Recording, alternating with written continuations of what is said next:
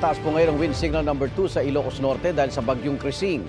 Kumustahin natin sitwasyon doon live mula sa unang balita ni JP Soriano. JP?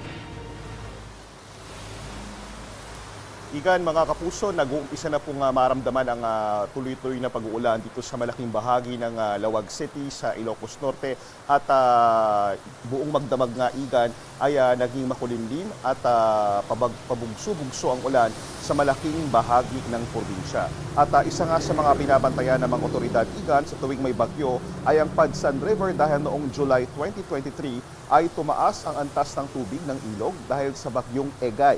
Dahilan para bahain ang maraming sitio at katabing barangay.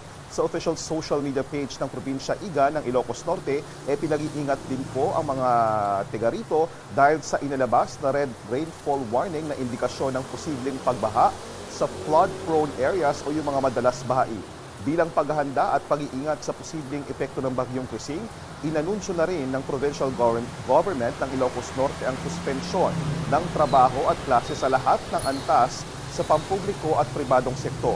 Ito ay kasunod nga po ng pagsasailalim ng pag-asa ngayon sa probinsya sa Tropical Cyclone Wind Signal number 2. At bagaman na umuulan, maayos pa naman ang lagay ng karamihan sa mga barangay ditong nasa flood-prone areas, maging yung mga katabi mismo ng ilog. Pero anuman pong development ay handa po ang mga taga rito para sa isang posibleng preemptive evacuation.